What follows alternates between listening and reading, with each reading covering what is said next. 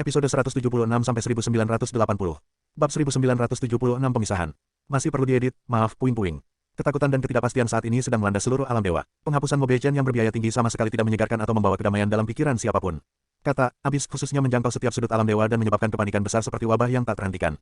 Segalanya menjadi lebih buruk setiap hari. Seolah-olah itu belum cukup buruk, cahaya surgawi dari alam dewa juga meredup. Awan gelap jauh lebih sering menggantung di langit dibandingkan sebelumnya, dan suara gemuruh guntur menjadi konstan di latar belakang. Hukum surgawi yang bertanggung jawab menjaga ketertiban primal chaos sendiri gemetar ketakutan seolah putus asa atas nasib alam semesta yang akan datang. Kota Kaisar Yun belum mengumumkan apapun selain kebangkitan Kaisar Yun dan pencurian jiwa Qitianli setelah Kaisar Naga Biru memohon belas kasihan atas namanya. Dunia bintang sedang mencoba memikirkan cara untuk melawan jurang neraka, namun masing-masing dari mereka sampai pada kesimpulan bahwa situasinya sama sekali tidak ada harapan. Lagi pula, seorang pionir, atau lebih jelasnya, pion yang dikirim ke alam semesta untuk mengeluarkan kekuatan mereka, saja sudah cukup untuk menghancurkan seluruh alam dewa di bawah sepatunya. Bahkan kematiannya bukanlah hasil gabungan kekuatan alam dewa, namun berbagai kekuatan keyakinan dan keajaiban yang terjadi bersamaan untuk menciptakan keajaiban sejati. Tidak hanya itu adalah keajaiban yang tidak akan pernah terjadi lagi. Untuk mengalahkan jurang maut, itu hanya titik. Blue Polestar, Illusory Demon Realm, kediaman keluarga Yun. Yun Che sedang berlutut di lantai dan menyajikan teh untuk Xiao Lai, Mo Feiyan, Yun King Hong dan Mu Yurong. Kakek Xiao, kakekmu, ibu, ayah Yun Che menyapa keluarganya dengan kepala terangkat tinggi dan mata tertunduk. Tidak ada kehadiran menakjubkan yang mendominasi seluruh alam dewa, hanya rasa malu mendalam yang sepertinya datang dari jiwanya. Saya telah bekerja sepanjang hidup saya untuk mendapatkan kedamaian dan keharmonisan bagi kami, dan saya pikir saya akhirnya berhasil. Sayangnya, aku harus pergi sekali lagi dan membuat kalian khawatir sebelum aku bisa membalas budiku sedikitpun. Saya tidak berbakti. CR, Mu Yurong menggelengkan kepalanya ringan. Dia telah berusaha untuk tetap tenang dan tersenyum selama ini sehingga dia tidak akan membebani Yun Che dengan kekhawatiran dan kekhawatirannya, tapi kata-katanya langsung memenuhi matanya dengan air mata dan hampir menyebabkan dia menangis terseduh-seduh. Yun King Hong dengan lembut memegangi kepalanya sambil menunggu Yun Che selesai menyajikan tehnya. Kemudian, dia menghampiri putranya dan berkata sambil tersenyum, "Bangkitlah, CR." Dia mengangkat Yun Che berdiri dan menghujaninya dengan tatapan hangat. Apa yang akan Anda lakukan adalah sesuatu yang belum pernah dilakukan siapapun di masa lalu, dan tidak akan pernah dilakukan lagi oleh siapapun di masa depan. Anda akan menyelamatkan seluruh alam semesta. Dia melihat ke kejauhan sebelum melanjutkan. Sejak Anda memutuskan untuk memulai perjalanan ini, kami dipenuhi dengan kemuliaan yang cukup untuk bertahan selama berabad-abad yang akan datang. Xiao Ying, yang telah meninggal sebelum waktunya untuk menyelamatkanmu, dan kakekmu, yang menyerahkan nyawanya sendiri untuk melindungi nyawamu, aku yakin mereka juga tidak memiliki penyesalan di pihak lain. Itu benar. Mo Feiyan mengangguk kuat dan menepuk bahu Yun Che. CR, kaulah yang akan mengalami kesulitan untuk membuat kemajuan setelah kamu pergi ke abis. Di sisi lain, ada beberapa hal yang perlu kita khawatirkan. Itulah sebabnya satu-satunya hal yang perlu Anda khawatirkan adalah keselamatan Anda sendiri. Senyuman lembut perlahan menyebar di wajah Xiao Lai. Anda bukanlah orang yang paling tepat waktu di dunia, namun Anda tidak pernah gagal untuk pulang ke rumah kami. Saya yakin Anda akan pulang dengan selamat. Tapi tentu saja, Yun Che mengangguk sambil tersenyum juga. Tidak peduli seberapa jauh atau tinggi seorang musafir pergi, rumahnya akan selalu menjadi tempatnya. Kamu harus pulang dengan selamat, oke kakak? Xiao Yun maju selangkah sambil mengepalkan tinjunya begitu erat hingga sedikit gemetar. Saya akan melakukan segala daya saya untuk merawat kakek, ayah, dan ibu dengan baik, jadi Anda tidak perlu khawatir tentang apapun. Pikiran bahwa kamu mungkin akan mengacau tidak pernah terlintas dalam pikiranku, jawab Yun Che sambil tersenyum. Siapa tahu, Yongan mungkin sudah menikah saat aku pulang. Xiao Yongan menyatakan dengan serius, kamu penyelamat hidupku, Paman Yun. Akan menjadi penyesalan dalam hidupku jika pernikahanku tidak disaksikan olehmu. Itu sebabnya ayah, ibu, Yongning dan aku tidak akan menikah sampai kalian pulang. Haha, kata yang bagus. Yun Che tertawa, aku akan berusaha untuk pulang lebih cepat, hanya untuk menenangkanmu, Yongning, ibu dan ayah secepat mungkin. Omong-omong, Yun Che tiba-tiba mengubah nadanya, kamu harus segera menemukan istri yang cantik, Paman. Saya tidak ingin pulang ke rumah dan mengetahui bahwa kakekmu masih mengamuk dengan status pernikahan Anda. Mulutnya berkedut, Mu Yubei memutar matanya dan bergumam lemah, diam. Kamu seharusnya lebih memikirkan dirimu sendiri daripada kehidupan cintaku. Perpisahan tidak pernah mudah, dan khususnya perpisahan ini lebih mengerikan daripada perpisahan lainnya. Seseorang pasti menjadi penjahatnya, jadi Ciu Yao melangkah maju dan berkata, sudah waktunya. Mu Yurou tampak bergidik saat bangun tidur, tapi dia akhirnya melepaskan cengkraman mautnya di pergelangan tangan Yun Che sampai jari-jarinya terlepas sepenuhnya dari lengan baju Yun Che. Pergilah, anakku, Mu Yurou berbisik. Di mata kebanyakan orang, dia adalah kaisar primal chaos yang tak tertandingi dan satu-satunya harapan alam semesta mereka, tapi di matanya, dia hanyalah seorang musafir yang akan memasuki sudut paling berbahaya di dunia. Tidak disarankan untuk ragu-ragu setelah mengambil keputusan dalam keadaan apapun. Pergilah, dan jangan melihat ke belakang. Feng Xianer mendukungnya dengan lembut di sampingnya. Meski sudah berusaha sekuat tenaga, dia tidak bisa menahan diri untuk tidak gemetar. Tidak ada yang mengatakan apapun setelah itu. Mereka hanya menatapnya dengan mata teguh. Chang Yue, Xiao Lingqi, Chu Yue-chan, Fen Suer, Su Linger, Huan Kai, Mu Suanyin, Cai Zi, Qianye Yinger dan Yun Wuxin. Yun Che perlahan melihat ke arah mereka masing-masing seolah ingin mengukirnya selamanya ke dalam hatinya. Dia belum mengumumkan secara terbuka kepergiannya ke abis. Itu hanya akan membuat alam dewa semakin tidak stabil. Dia bahkan belum memberitahu wilayah ilahi utara tentang hal itu. Jika dia melakukannya, jutaan orang akan mengantarnya pergi hari ini. Yun Che berbalik dan memberi mereka lambaian kecil. Dia tampak seperti ingin mengatakan sesuatu, tapi dia akhirnya memilih untuk tetap diam dan perlahan melayang ke udara. Dia bertanya-tanya kapan dia akan melihat kampung halamannya lagi. Ayah, pada akhirnya, Yun Wuxin tidak bisa tinggal diam. Kata-katanya menyentuh punggungnya seperti angin sepoi-sepoi. Ingat apa yang kamu janjikan padaku, katanya dengan air mata berlinang. Jika kamu melanggarnya lagi, aku pasti tidak akan memaafkanmu lain kali. Petik 2. Jawab Yun Che dengan suara tenang dan tegas. Dia tidak melihat ke belakang. Angin bertiup, punggungnya bergerak semakin jauh, hingga dia mencapai ujung cakrawala di tengah tatapan mata yang tak terhitung jumlahnya. Lalu, sesuatu yang tidak terduga terjadi. Siluet hitam menyusulnya dalam sekejap. Izinkan aku mengirimu. Tidak mungkin untuk mengatakan apa yang mungkin terjadi setelah dia memasuki abis. Itu sebabnya Yun Che berencana melakukan perjalanan sendirian. Dia tidak ingin terjebak oleh keterikatannya ketika dia turun ke jurang maut. Namun ketika dia bertemu dengan mata Ciu Yao yang gelap dan penuh perasaan, dia menelan penolakannya dan bertanya, kamu benar-benar telah memasukkan semua yang ingin kamu ajarkan padaku ke dalam otakku. Apalagi yang ingin kamu katakan padaku? Saya telah menemukan sesuatu, ya, itu mungkin berlebihan. Saya punya beberapa teori baru yang perlu saya bagikan kepada Anda, jawab Ciu Yao. Apakah ini tentang abis? Yun Che segera berubah menjadi serius. Apakah kamu berhasil mengungkap lebih banyak pengetahuan dan kenangan dari kapal keruk jiwa Mobei-chan? Tidak, ini tidak ada hubungannya dengan Mobei-chan. Ciu Yao melanjutkan dengan menanyakan sesuatu yang tampaknya sama sekali tidak ada hubungannya dengan usaha mereka saat ini. Pernahkah kamu berpikir bahwa perang kuno antara para dewa dan iblis terasa tidak menyenangkan bagimu? Yun Che tertangkap basah. Apa maksudmu sebenarnya? Ciu Yao menjawab, awal, proses, dan akhir. Berkat jiwa gagak emas, jiwa ilahi Phoenix S, dan penjelasan Jie Yuan, pemahaman Yun Che tentang perang kuno dan kenangan kuno tertentu jauh melebihi kebanyakan orang baik dari segi kedalaman maupun luasnya. Itu pasti ada hubungannya dengan abis jika Ciu Yao memilih sekarang untuk mengungkitnya. Yun Che merenung sejenak sebelum menggelengkan kepalanya. Berikan saja padaku secara langsung. Mereka tidak berhenti hanya karena sedang mengobrol. Mereka terbang dengan cepat menuju God Realm of Absolute Beginning. Ketika Dewa Leluhur memisahkan Primal Chaos ke dalam dunia keberadaan dan kepunahan, dia memastikan bahwa ada semacam keseimbangan di antara keduanya. Sama halnya, dua ras yang diciptakan untuk menguasai dunia kepunahan, ras dewa dan ras iblis juga ada dalam keseimbangan. Nada bicara Ciu Yao rendah dan musikal, seolah-olah dia membawa pikirannya ke masa lalu. Karena ada keseimbangan di antara keduanya, masuk akal jika ras dewa dan ras iblis memiliki kesamaan dalam hal kekuatan dan kekuatan, bukan? Bahkan jika kesenjangan muncul saat setiap ras meningkatkan kekuatannya masing-masing, titik awalnya kira-kira sama. Kekuatan mereka secara keseluruhan seharusnya tidak berbeda terlalu jauh. Ras dewa dan ras iblis tidak menyukai satu sama lain sejak zaman kuno. Hal ini terutama berlaku bagi Kaisar Ilahi yang menghukum surga. Dia sangat membenci ras iblis sehingga tidak ada yang lebih dia inginkan selain memusnahkan mereka dari dunia itu sendiri. Meski begitu, kedua ras telah mempertahankan masa damai yang lama sebelum perang, artinya kedua ras sangat menyadari bahwa kekuatan mereka kurang lebih sama, dan bahwa perang hanya akan berakhir dengan korban jiwa dan kerusakan besar bagi kedua belah pihak.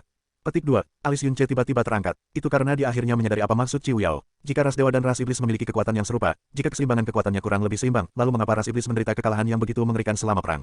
Itu juga bukan hanya kekalahan kecil. Mereka dikalahkan begitu keras oleh ras dewa sehingga mereka harus melakukan hal yang tidak terpikirkan. Ciu Yao melanjutkan, kemudian, Kaisar Iblis Pemalu Surga, Jie Yuan ditipu oleh Kaisar Ilahi Penghukum Surga, Moe dan diusir dari Primal Chaos, menyebabkan ras iblis kehilangan Kaisar Iblis. Tidak lama setelah itu, Dewa Pencipta Elemen bertemu Moe dalam bentrokan para raksasa. Di akhir pertempuran, dia tiba-tiba mengubah gelarnya menjadi dewa jahat dan mengasingkan diri. Kemudian, Moe meninggal lebih awal dari yang diperkirakan karena dia terlalu sering menggunakan pedang leluhur penghukum surga. Dengan ini, 2 dari 4 dewa pencipta hilang begitu saja. Salah satu dari mereka telah meninggal, dan yang lainnya telah mengasingkan diri dari dunia, hanya menyisakan Dewi Pencipta Kehidupan, Lisu dan Dewa Ketertiban Penciptaan, Sike. Meskipun kehilangan Kaisar Iblis Pemalu Surga, ras iblis masih memiliki Kaisar Iblis ke-8 asli, Kaisar Iblis Nirwana, dan 9 Kaisar Iblis-Iblis. Setelah Moe meninggal dan Dewa Jahat mengasingkan diri, ras iblis melancarkan serangan mendadak. 9 Kaisar Iblis-Iblis menembus berbagai dimensi untuk turun ke Istana Kehidupan Ilahi dan membunuh Dewa Pencipta Kehidupan, Lisu dengan 9 racun Iblis-Iblis. Dengan kata lain, setelah kedua ras berperang total satu sama lain, ras iblis masih memiliki 3 Kaisar Iblis yang tersisa, dan ras dewa hanyalah Dewa Ketertiban Pencipta, Sike. Hampir mustahil untuk mengatasi kesenjangan antar dunia. Mengingat seberapa besar kesenjangan kekuatan di level tertinggi, ras iblis harusnya bisa memusnahkan ras dewa dengan mudah. Namun, kita berdua tahu bahwa itu berakhir dengan kekalahan mengerikan dari ras iblis dan terbukanya segel roda kesengsaraan segudang bayi jahat, yang mencapai puncaknya pada akhir era para dewa dan iblis. Keterkejutan melanda Yun Che lagi saat dia mengingat catatan kuno yang telah dia pelajari saat dia berada di alam Dewa Naga. Pada saat itu, yang terpikir olehnya hanyalah masa lalu kuno yang tak terbayangkan sekaligus menakutkan. Tapi sekarang Ciu Yao mengangkat topik ini dari sudut pandang baru yang disebut keseimbangan, dia menyadari bahwa topik itu penuh dengan kontradiksi dan inkonsistensi. Ciu Yao berbalik ke arahnya. Kamu telah membaca catatan kuno Dewa Naga. Apakah kamu masih ingat apa yang menyebabkan kekalahan cepat dan menentukan dari ras iblis? Yun Che segera menjawab, sementara kedua ras saling berperang satu sama lain, Dewa Ketertiban Penciptaan, Sike menggunakan dirinya sebagai umpan untuk menjebak Kaisar Iblis ke-8 asli, Kaisar Iblis 9 Iblis, dan Kaisar Iblis Nirwana di surga abadi tingkat 1000 alam atau mutiara surga abadi. Di alam 1000 tingkat surga abadi, waktu berlalu 1000 kali lebih lambat dari biasanya. Tidak hanya itu, hal ini juga berlangsung hingga bayi jahat menguasai mutiara racun langit dan melancarkan kesengsaraan segudang pada seluruh Primal Chaos. Ketiga Kaisar Iblis akan benar-benar menghancurkan Dewa Ketertiban Penciptaan jika mereka bertarung satu sama lain dalam pertarungan normal, namun karena mereka terjebak di alam 1000 tingkat surga abadi sepanjang waktu, keunggulan ras iblis yang luar biasa sepenuhnya hilang. Terlebih lagi, ratusan Dewa Iblis dan Jie Yuan sendiri telah diusir dari Primal Chaos sebelumnya. Akibatnya, kekuatan bertarung tertinggi mereka sebagian besar lebih rendah dibandingkan ras dewa tanpa Kaisar Iblis mereka. Alhasil, mereka terus kalah dan kalah. Pada saat 3 Kaisar Iblis akhirnya melarikan diri, kesengsaraan segudang telah mengubur seluruh alam semesta dalam jurang kematian yang tak terhindarkan. Itu benar, Ciu Yao mengangguk pelan, dan disinilah letak kontradiksi yang lebih besar. Bab 1977 Cermin Neter dan Mutiara Iblis. Bab yang diedit sebagian, puing-puing. 4 Dewa Penciptaan dan 4 Kaisar Iblis semuanya memiliki aspek yang membuat mereka unggul di atas segalanya. Kekuatan mereka secara keseluruhan mungkin berbeda, tetapi tidak ada keraguan bahwa mereka semua berada di bidang yang sama. Dengan mengingat hal itu, bagaimana mungkin Dewa Pencipta bisa menjebak 3 Kaisar Iblis sendirian? Ciu Yao menjawab pertanyaannya sendiri segera setelah menyuarakannya, tentu saja dengan mutiara surga abadi. Yun Che, Ciu Yao melanjutkan, dulu, harta karun surgawi yang mendalam jauh lebih kuat dan utuh dibandingkan saat ini. Kaisar Ilahi Penghukum Surga, Moe menggunakan pedang leluhur penghukum surga untuk mengasingkan Kaisar Iblis Pemalu Surga dan mengalahkan Dewa Penciptaan Elemen. Bayi jahat menggunakan mutiara racun langit untuk menciptakan segudang kesengsaraan yang mengakhiri ras dewa dan ras iblis. Dan Dewa Penciptaan Elemen menggunakan mutiara surga abadi untuk menunda 3 Kaisar Iblis sendirian. Anda bisa membayangkan betapa kuat dan memujanya 7 harta karun surgawi yang mendalam saat itu. Mata iblis Qiu Yao menjadi lebih gelap saat ini. Hal ini membawa kita pada kontradiksi ketiga. Kita tahu bahwa pedang leluhur penghukum surga adalah milik Kaisar Ilahi yang menghukum surga, segel kehidupan dan kematian primordial milik Dewa Pencipta Kehidupan, mutiara surga abadi milik Dewa Ketertiban Penciptaan, dan penusuk dunia milik Dewa Penciptaan. Dewa Penciptaan Elemen, cermin samsara bukan milik siapapun karena hanya ada dalam tulisan dan ingatan pada saat itu.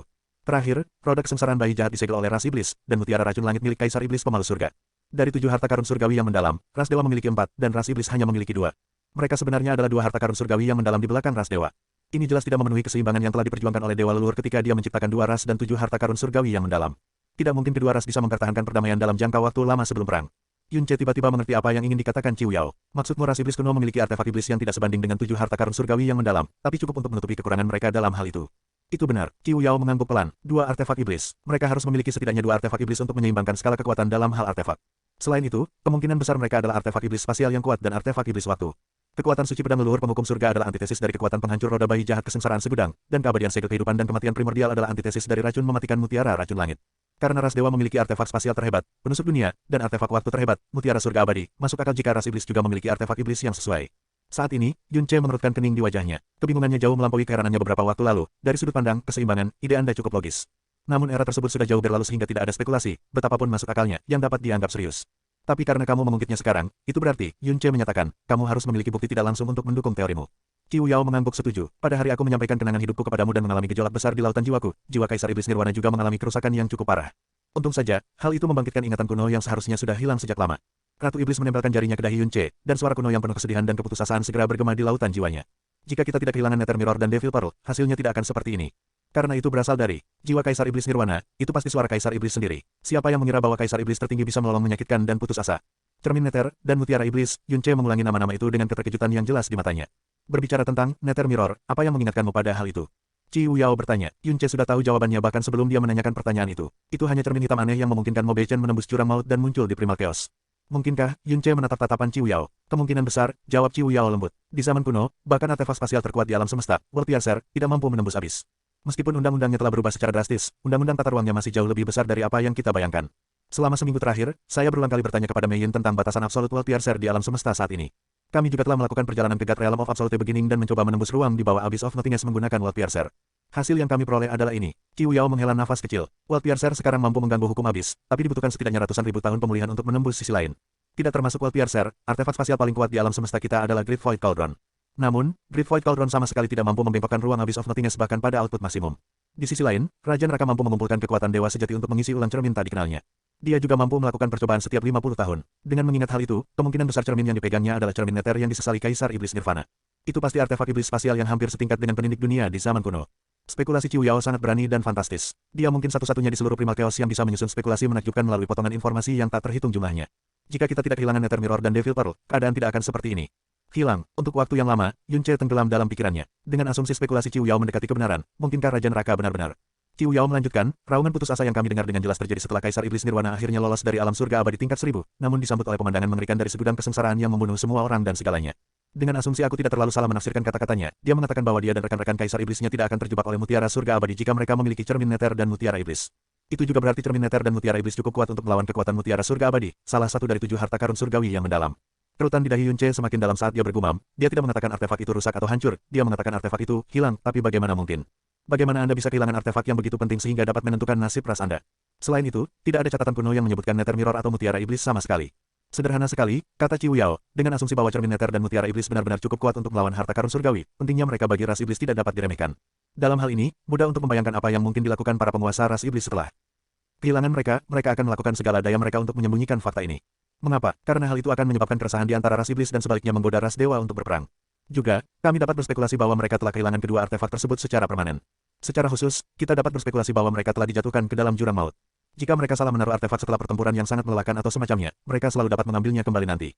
Jika seseorang telah mencuri atau merampok artefak tersebut, mereka pada akhirnya masih dapat memperolehnya kembali dari musuh. Tapi Abyss adalah cerita yang berbeda. Saat itu, semua orang tahu bahwa Abyss adalah perjalanan satu arah. Tidak ada kemungkinan mereka bisa mengambil artefak mereka. Jika saya adalah salah satu penguasa ras iblis, saya pasti akan melakukan segala daya saya untuk menyembunyikan kerugian tersebut.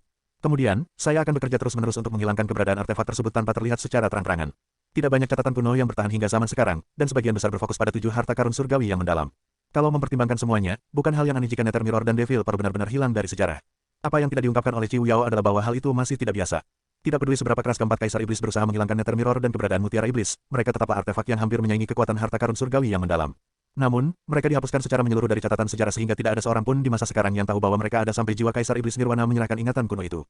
Seolah-olah seseorang telah menghapusnya setelah era para dewa dan iblis berakhir. Selain itu, Kaisar Iblis mungkin bisa menghapus setiap catatan yang dimiliki ras iblis mengenai cermin Nether dan Mutiara Iblis, tapi tidak mungkin mereka bisa memengaruhi catatan ras dewa.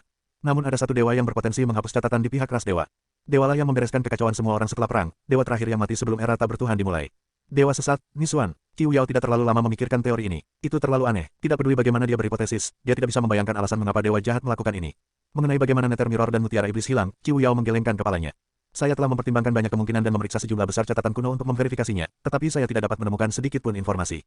Sayangnya, saya tidak mampu memberikan penjelasan yang buruk sekalipun untuk meyakinkan diri saya sendiri. Secara pribadi, saya percaya bahwa kebenaran dari masalah ini terkubur lebih dalam daripada keberadaan Nether Mirror dan Devil Pearl itu sendiri. Saat ini, hal itu telah menjadi misteri yang tidak akan pernah bisa dipecahkan. Qiu Yao berhenti sejenak sebelum melanjutkan. Ketika Kaisar Ilahi Penghukum Surga telah menipu dan mengasingkan Kaisar Iblis Pemalu Surga dari kekacauan primal, ras iblis yang temperamental telah memilih untuk bersembunyi dan menunggu sampai Kaisar Ilahi Penghukum Surga meninggal dunia sebelum akan berperang dengan ras dewa.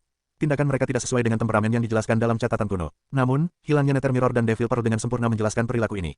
Itu bukan karena ketiga Kaisar Iblis tidak ingin segera membalas dendam. Itu karena mereka tidak bisa. Omong-omong, ada pertanyaan lain yang membuatku bingung selama beberapa waktu. Qiu Yao berkata dengan ekspresi bingung. Seperti yang kita berdua tahu, Kaisar Ilahi Penghukum Surga telah mengorbankan umurnya untuk menggunakan pedang leluhur dan bahkan mempertaruhkan keduanya. Ras memasuki perang total satu sama lain hanya untuk mengasingkan Kaisar Iblis Pemalu Surga dari Primal Chaos. Kami diberitahu bahwa itu karena Kaisar Ilahi Penghukum Surga tidak bisa mentolerir Dewa Penciptaan Elemen dan Kaisar Iblis Pemalu Surga berkumpul. Tapi, benarkah begitu? Apakah masuk akal baginya untuk berkorban sebanyak itu dan mempertaruhkan semuanya hanya untuk memuaskan keinginan pribadinya? Yun Ce tidak bisa menjawabnya. Sebelumnya, kebenaran yang diberitahukan kepadanya terdengar sangat akurat, alami, dan mencerahkan. Tapi sekarang, Qiu Yao membuatnya mempertanyakan semuanya lagi. Sayangnya, masa lalu sudah terlalu jauh. Tampaknya sebagian besar pertanyaan mereka tidak pernah terjawab. Qiu Yao melanjutkan, bagaimanapun, kebencian ras iblis semakin meningkat sejak mereka kehilangan Kaisar Iblis mereka. Seperti gunung berapi hidup, hanya masalah waktu sebelum meletus dengan kekuatan penuh. Sayangnya, ketika Kaisar Iblis sadar sepenuhnya bahwa mereka sebenarnya tidak siap berperang melawan ras dewa karena mereka telah kehilangan cermin Nether dan Mutiara Iblis.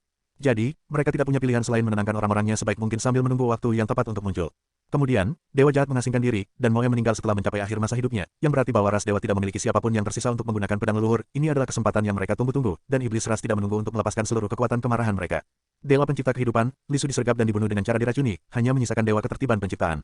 Kaisar Iblis ke-8 asli, Kaisar Iblis 9 Iblis, dan Kaisar Iblis Nirwana bergandengan tangan dan berusaha menghancurkan Dewa Ketertiban Penciptaan dengan kekuatan luar biasa. Mereka tidak ingin memberikan kesempatan kepada ras dewa untuk bangkit kembali. Namun, aliansi mereka justru berbalik melawan mereka ketika Dewa Ketertiban Penciptaan memikat mereka ke dalam mutiara surga abadi dan menjebak mereka di dalam alam surga 1000 tingkat surga abadi. Qiu Yao sedang membayangkan kembali perang kuno para dewa dan iblis dengan berasumsi bahwa kedua ras tersebut pasti ada dalam keseimbangan pada awalnya, dan menambahkan Nether Mirror dan Devil Pearl ke dalam campurannya. Meskipun secara praktis mustahil untuk membuktikan bahwa teorinya benar, teori itu mungkin juga menjadi berita baik bagi telinga Yun Ce. Itu karena teorinya menjelaskan sebagian besar ketidakkonsistenan dalam kebenaran. Qiu Yao meliriknya dan tersenyum kecil. Itu hanya sebuah teori yang sebaiknya Anda dengarkan dan lupakan sebagian besarnya. Alasan terbesar aku memberitahumu hal ini adalah untuk memberitahumu tentang Nether Mirror dan Devil Pearl. Mungkin tidak ada catatan atau bahkan jejaknya di seluruh alam semesta, tapi pasti ada karena disebutkan oleh Kaisar Iblis Nirwana sendiri. Dengan asumsi bahwa mereka benar-benar tersesat di abis, maka cermin aneh yang digunakan Raja Abisal untuk menembus Abyss of Nothingness kemungkinan besar adalah Nether Mirror milik ras iblis. Kaisar Iblis Pemalu Surga dan Dewa Iblisnya mampu bertahan hidup di dunia yang keras di luar Primal Chaos dengan menciptakan ruang yang layak huni menggunakan World Piercer. Kalau begitu, sangat mungkin Raja Abisal menggunakan Nether Mirror, artefak iblis spasial yang menyaingi World Piercer dalam hal kekuatan, untuk menciptakan Abyss juga. Dan karena Raja Neraka memiliki dan menggunakan Nether Mirror, kemungkinan besar mereka keturunan Kaisar Iblis. Dari 6 kerajaan Tuhan, Raja Abisal lebih menyukai kerajaan Dewa Kupu-Kupu Burung Hantu, sebuah bangsa yang paling banyak mengolah energi gelap yang mendalam. Bahkan nama kerajaan mereka diberikan oleh Raja Abisal sendiri. Itu bukan bukti langsung bahwa dia adalah anggota ras iblis kuno, tapi itu jelas memberi kesan. Selain itu, Mo Beichen pernah mengatakan bahwa Raja Neraka sedang berusaha memasuki alam Dewa Penciptaan. Secara harfiah, tidak ada seorang pun selain keturunan langsung Kaisar Iblis atau Dewa Pencipta yang berhak mempertimbangkan hal seperti itu. Yun Ce mengangguk dengan sungguh-sungguh. Saya mengerti, tidak ada ancaman tersembunyi yang lebih besar daripada hal yang tidak diketahui, dan Qiu Yao telah melakukan segala yang dia bisa untuk mengungkap dunia yang belum pernah dia masuki sebelumnya. The Nether Mirror dan Devil Pearl kemungkinan besar telah hilang pada saat yang bersamaan. Dengan asumsi bahwa mutiara iblis juga ada di jurang neraka, kemungkinan besar itu adalah artefak iblis waktu. Sebagai pewaris bencana ke-8 abadi, penguasaan energi gelap Yun Ce tidak ada duanya. Dia juga orang yang paling dekat dengan Kaisar Iblis saat ini. Dengan asumsi bahwa Raja Neraka benar-benar adalah keturunan Kaisar Iblis, ini mungkin merupakan kabar baik bagi Yun Ce. Bab 1978 Jiwa, Kejatuhan. Bab yang diedit sebagian, puing-puing. Dunia menjadi abu-abu putih ketika mereka memasuki alam dewa awal mutlak. Hanya beberapa saat sejak pertempuran melawan Mo Beichen, jadi alam dewa permulaan absolut benar-benar masih compang camping dengan jejak pertempuran itu. Api penyucian yang diciptakan Huo Poyun dengan api gagak emasnya khususnya telah meninggalkan bekas yang tidak dapat dihilangkan di dunia putih kelabu ini. Dari kejauhan, sepertinya ada sesuatu yang menembus seluruh God Realm of Absolute Beginning itu sendiri, dan berlangsung selama-lamanya. Seorang pria telah mengorbankan dirinya dan masa depan laut dalam. Yang lain telah membakar dirinya sendiri sedemikian rupa sehingga mereka tidak akan pernah memiliki masa depan bahkan dalam kematian. Bagaimana dia bisa mengecewakan mereka? Kakak Yunce, suara manis dan feminin tiba-tiba memanggilnya dengan tergesa-gesa. Yunce segera menghentikan langkahnya dan berbalik. Segera, seorang gadis cantik berbaju hitam dan seorang wanita cantik berbaju biru fantastis muncul. Mereka tidak lain adalah dua wanita yang tidak muncul saat perpisahan, Sui Meiyin dan Chang Suhe. Qiu Yao tersenyum. Sepertinya mereka berhasil pada akhirnya. Sedikit kejutan muncul di mata Yunce. Dia memandang kedua wanita itu dan berseru, Meiyin, Suhe. Sui Meiyin sedikit terengah-engah. Jelas dia terbang ke sini dengan kecepatan tertinggi daripada menggunakan World Piercer. Ketika Meiyin mendekat, dia mengulurkan tangannya dan memberinya dua benda merah menyala. Cahayanya redup, tapi dia masih mengenalinya sebagai warna unik dari World Piercer. Apa ini? Yunce bertanya. Itu adalah inti formasi spasial dan batu dewa spasial dengan kekuatan World Piercer yang terukir di dalamnya. Sui Meiyin tampak seperti hampir tidak bisa menahan air mata. Dia jelas melakukan yang terbaik untuk menyembunyikan kekhawatiran, ketakutan, dan keengganannya untuk berpisah dengannya. Cukup tanam inti formasi dunia di lokasi manapun, dan Anda dapat menggunakan batu ilahi dunia ini untuk membuat formasi mendalam dimensional dan berteleportasi ke sana. Namun, inti formasi dunia tidak dapat dipindahkan setelah ditanam. Kami juga tidak dapat menanamkan terlalu banyak kekuatan ke dalam batu ilahi dunia. Meski begitu, saya yakin kakak Yunce akan memiliki banyak cara untuk memulihkan kekuatan spasialnya di sisi lain. Juga, Sui Meiyin menambahkan dengan tergesa-gesa, ada batas cara teleportasi yang tidak diketahui antara inti formasi dunia dan batu ilahi dunia. Jika Anda melebihinya, Anda tidak akan dapat menghubungkan terowongan spasial dan berteleportasi kembali ke inti formasi dunia. Saya katakan tidak diketahui karena hukum spasial abis pasti jauh lebih besar daripada hukum alam semesta kita. Satu-satunya cara untuk mengetahui batas teleportasi sebenarnya di sisi lain adalah dengan Anda menentukannya sendiri. Yunce mengulurkan tangan dan menerima inti formasi dunia dan batu ilahi dunia dengan sangat lembut. Yunce sangat menyadari bahwa penindik dunia hampir habis setelah kesengsaraan berbentuk manusia yaitu Mo Beichen. Meiyin pasti menghabiskan banyak energi dan harga pribadi untuk menciptakan inti formasi dunia dan batu ilahi dunia ini dengan penusuk dunia yang habis. Faktanya, dia telah menginvestasikan kekuatan dan kristal ilahi dalam jumlah yang luar biasa untuk melakukannya. World Piercer sekarang benar-benar tidak responsif, dan bahkan Meiyin, pemiliknya, tidak tahu kapan dia akan bangun, jika pernah. Selanjutnya, Chang Suhe melangkah maju dan memberinya cincin biru laut. Cincin spasial ini dipenuhi dengan ruang laut dalam yang khusus. Kecuali jika cincin itu sendiri dihancurkan, Anda tidak perlu khawatir jika benda yang dipegangnya akan membusuk atau layu. Saat Yunce dengan lembut melipat jarinya di atas ring, Chang Suhe menarik diri dan menatapnya dengan mata yang menyerupai sepasang danau berbintang. Suhe tidak khawatir karena dia tahu suaminya akan kembali dengan selamat. Namun jika suatu saat Anda menghadapi masalah yang sulit, Suhe akan menyarankan Anda untuk mengingat nasihatnya hari itu. Ini mungkin sedikit membantu Anda. Ya, aku tidak lupa. Setelah mengucapkan selamat tinggal pada Sui Meiyin dan Chang Suhe, Yunce dan Qiu Yao melanjutkan perjalanan mereka dan perlahan mendekati jurang ketiadaan. Akhirnya, mereka menemukan tanah di mana bumi ditandai dengan bekas luka yang tak terhitung banyaknya. Semuanya diciptakan oleh pedang. Di tengah-tengah tanah bekas pedang terdapat sebuah batu nisan, dan di depan batu nisan itu berlutut seorang wanita berpakaian putih yang sangat menarik perhatian. Dari kejauhan, Yunce merasa seperti sedang melihat lukisan kuno yang begitu indah sehingga semua warna di baliknya memudar menjadi tidak ada. Tatapan Yunce tertuju pada wanita itu sejenak, tapi tanpa suara dia terbang melewatinya tanpa mengganggunya. Baru setelah siluetnya benar-benar memudar ke cakrawala, Jun Silei mengangkat kepalanya dan menatap ke arahnya. Tanda pedang yang diam itu adalah satu-satunya saksinya saat dia bergumam. Aku akan menemani Tuan sampai kamu kembali. Itulah sebabnya, kamu harus kembali bagaimanapun caranya.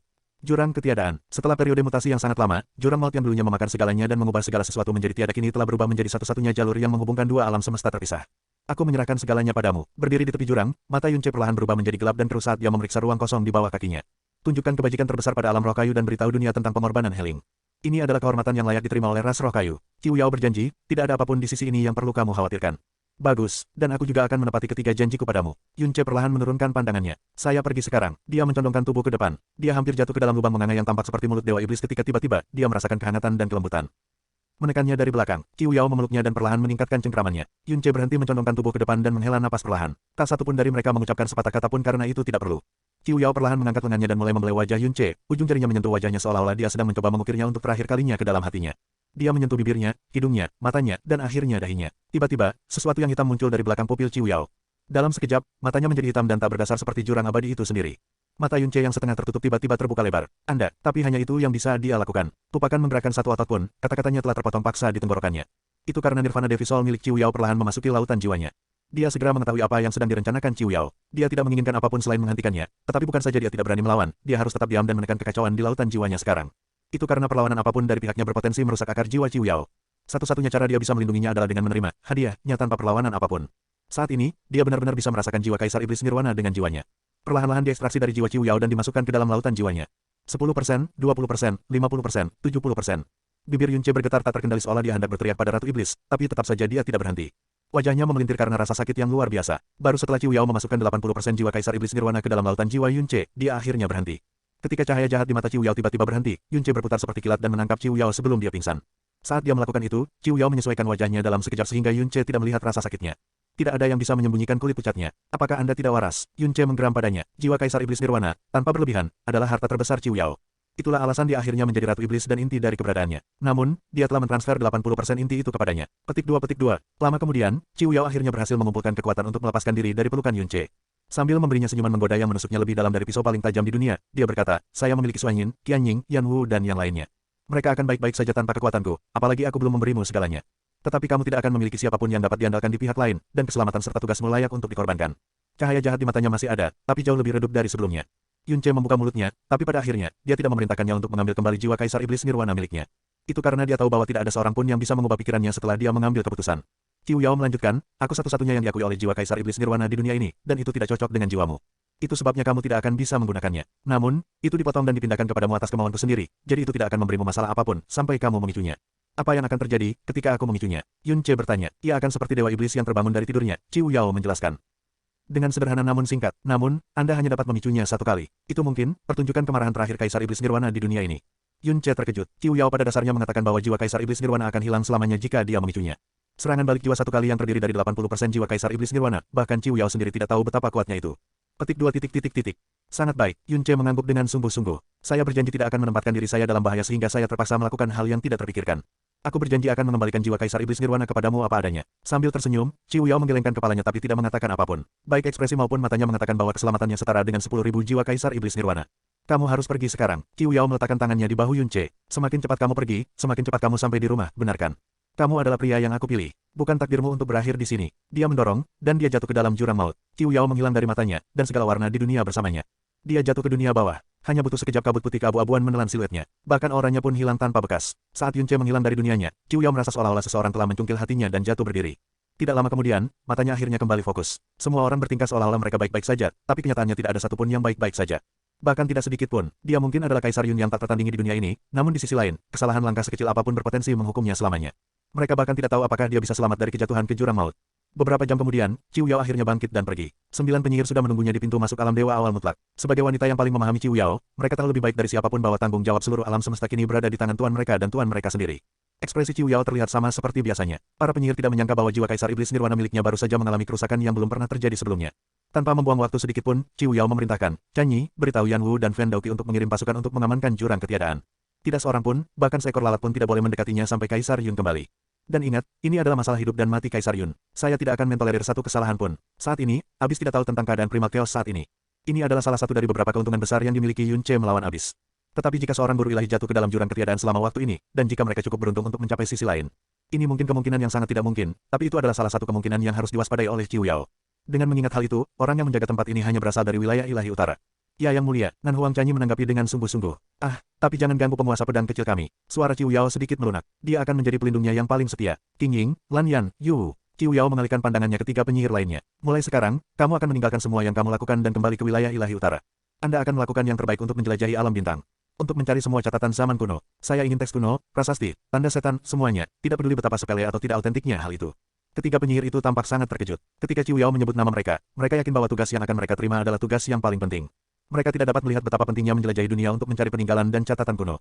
Meski bingung, mereka tidak mempertanyakan perintah Qiu Yao. Mereka dengan cepat menerima pesanannya dan pergi. Dengan ini, Kaisar Yun tidak lagi berada dalam Primal Chaos, dan Ratu Iblis adalah satu-satunya penguasa sejati yang tersisa di alam semesta ini. Ketika debu sudah mengendap, apakah jurang abadi yang akan muncul di puncak, atau...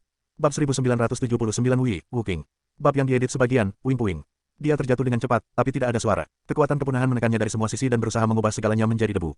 Kenangan yang diwarisinya dari Jie Yuan tidak berbohong padanya. Kekuatan kepunahan yang dulunya cukup kuat untuk melenyapkan bahkan dewa sejati pun tidak dapat menyakitinya lagi.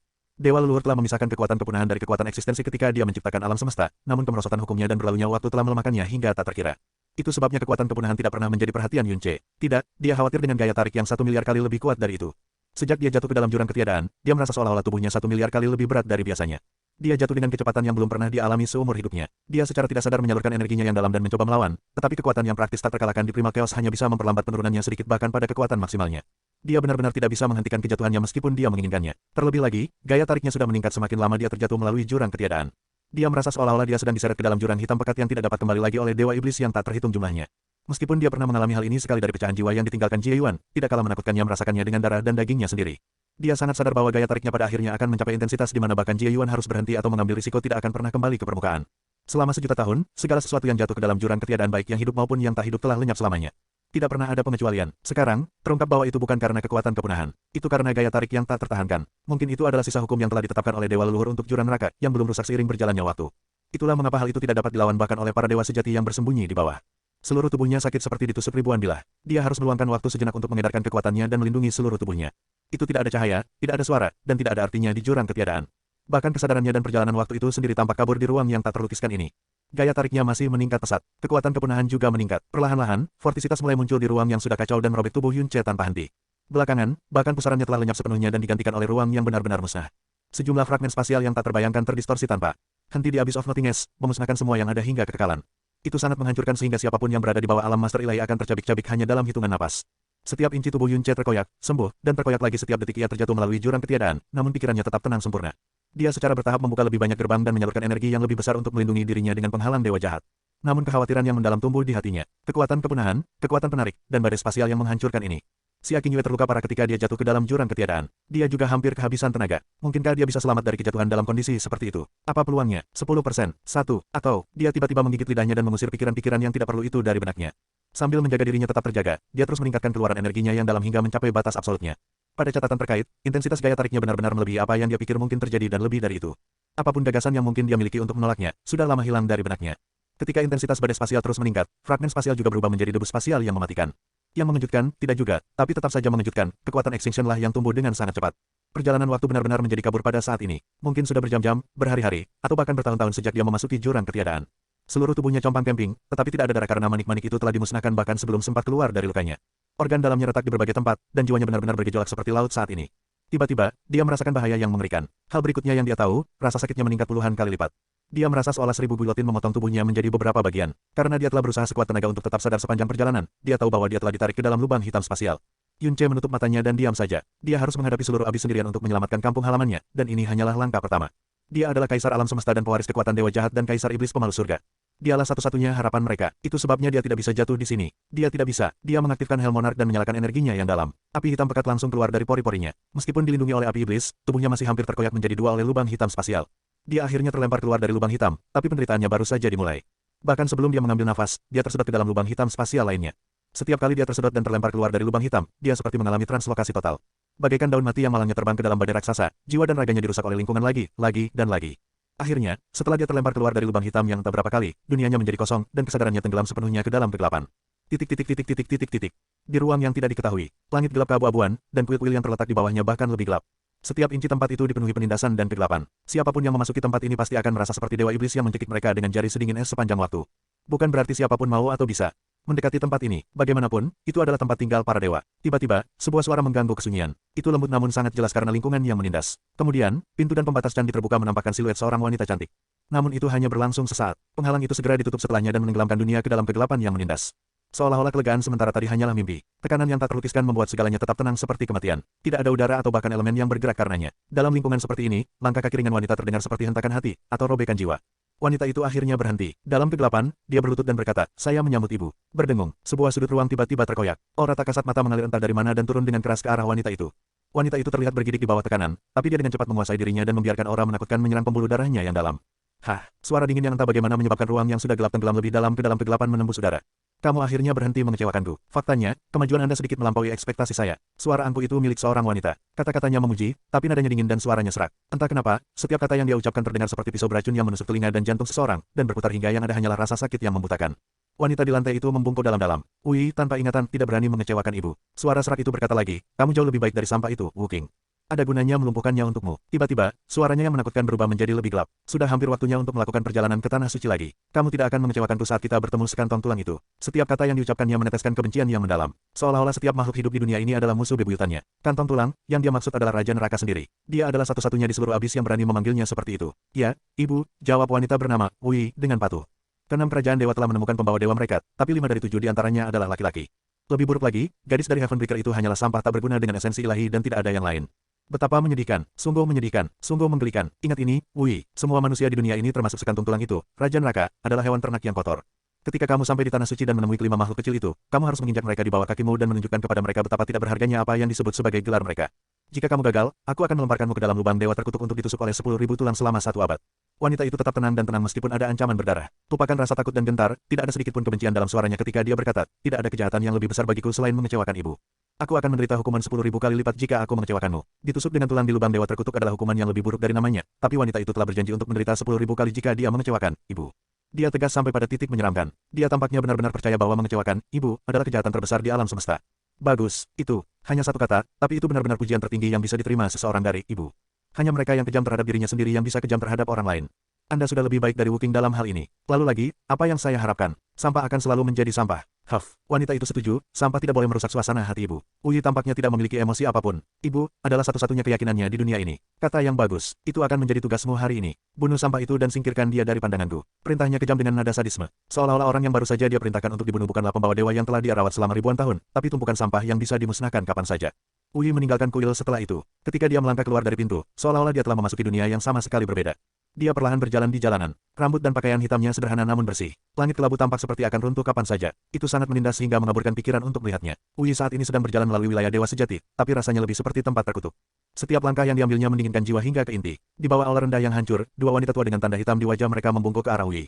Nyonya, dia tidak menjawab. Saat dia melanjutkan ke depan, pintu terbuka untuk memperlihatkan reruntuhan di dalamnya.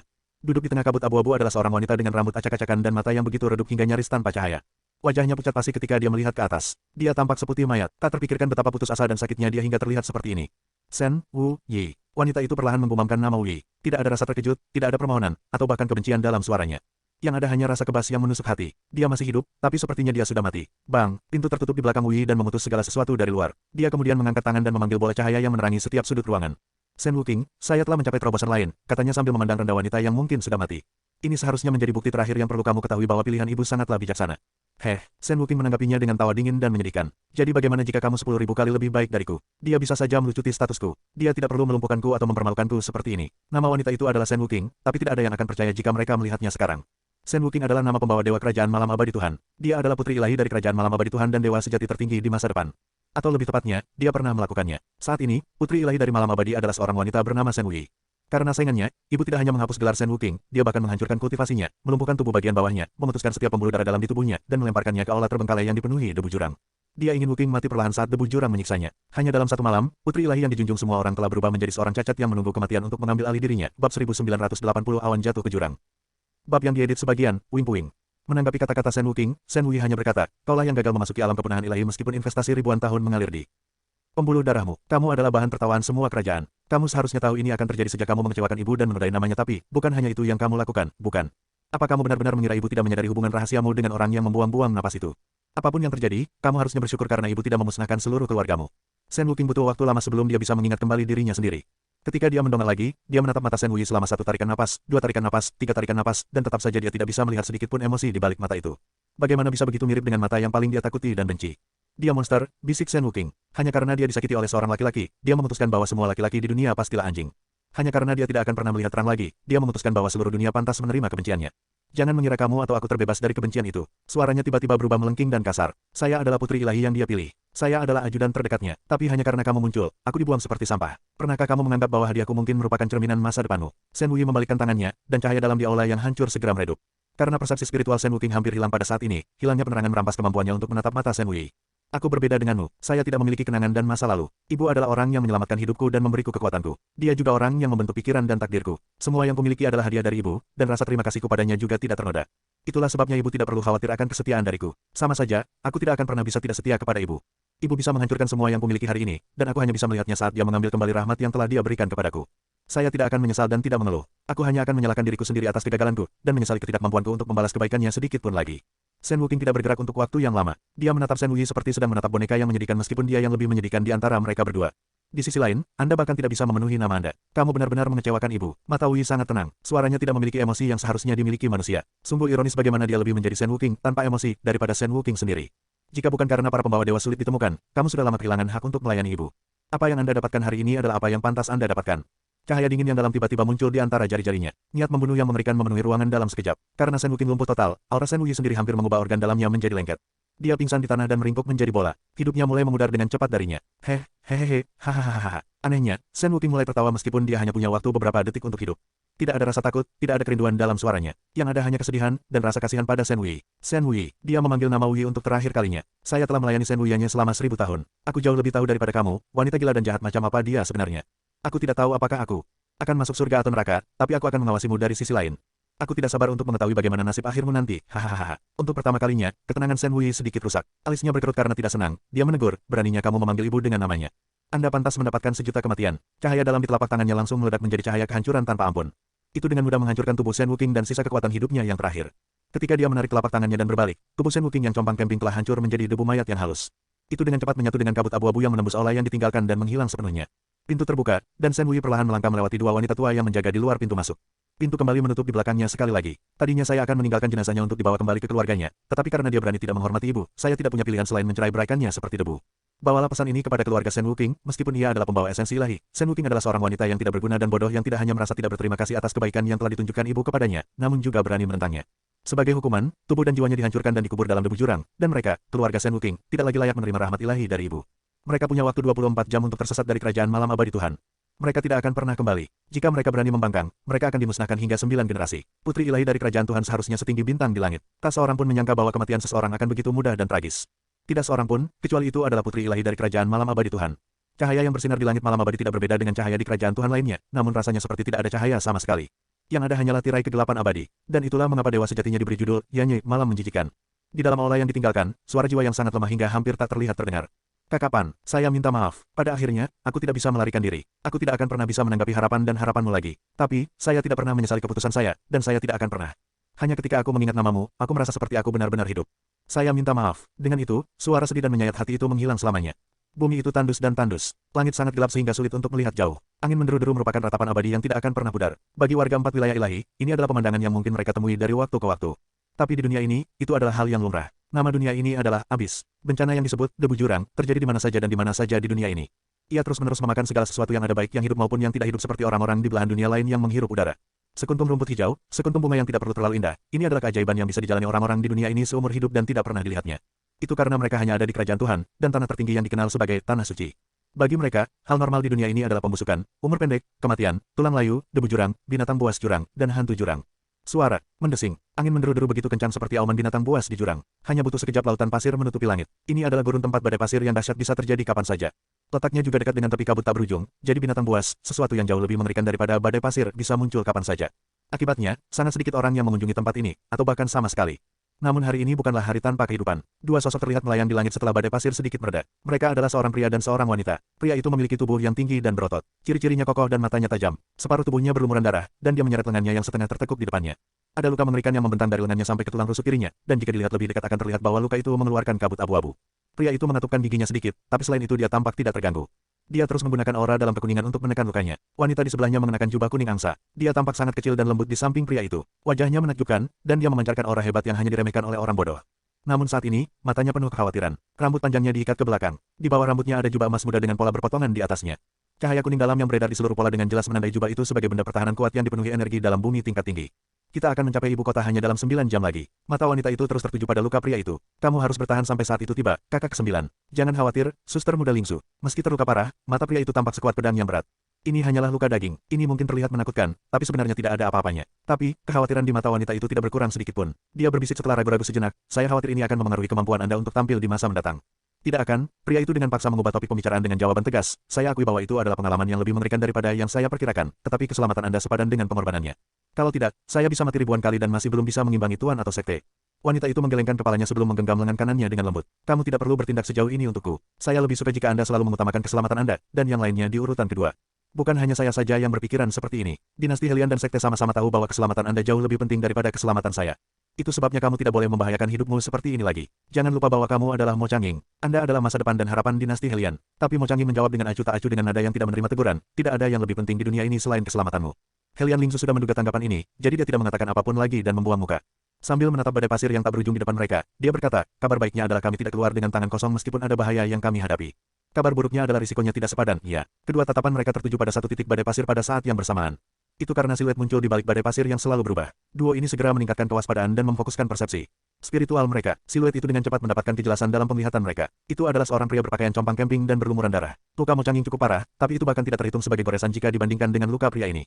Seluruh tubuhnya berlumuran darah dan bekas luka. Kemanapun mereka memandang, mereka hanya bisa melihat daging robek dan tulang putih. Tidak ada satu inci pun di tubuhnya yang benar-benar menakutkan untuk dilihat. Mereka telah menyaksikan banyak orang terluka dalam hidup mereka, tapi ini adalah luka terburuk yang pernah mereka temui. Yang tidak bisa dipercaya adalah dia sedang berjalan. Badai pasir masih bertiup, dan dia tampak seperti akan terjatuh kapan saja. Setiap langkah yang diambil mengambil sedikit lebih banyak dari tubuhnya yang compang camping, tapi dia terus berjalan seolah didukung oleh kemauan yang murni. Apa yang sebenarnya terjadi pada orang ini? Bagaimana dia bisa mendapatkan luka seperti itu? Helian Lingzu berseru kaget. Abaikan dia. Ayo pergi, kata Mo Changying sambil mengalihkan pandangannya. Simpati terhadap orang luar adalah gagasan paling bodoh dan termurah yang bisa dimiliki seseorang di Abyss. Itu adalah sesuatu yang dipelajari setiap penghuni abis sejak mereka lahir, dan hukum paling dasar untuk bertahan hidup. Helian Lingzu juga tidak ragu untuk membuang muka. Pada saat yang sama, mereka mengidentifikasi aura mendalam pria misterius itu. Dia adalah Divine Sovereign tingkat 10, seseorang yang benar-benar berada di ambang menjadi Divine Master. Memalukan, duo ini akan terbang lebih lama sebelum Helian Lingzu tiba-tiba melihat ke belakang. Mungkin itu untuk memuaskan rasa penasarannya, atau mungkin karena hal lain. Bagaimanapun juga, dia kembali menatap pria yang terluka itu dan menyadari bahwa pria itu kebetulan juga sedang melihat ke atas.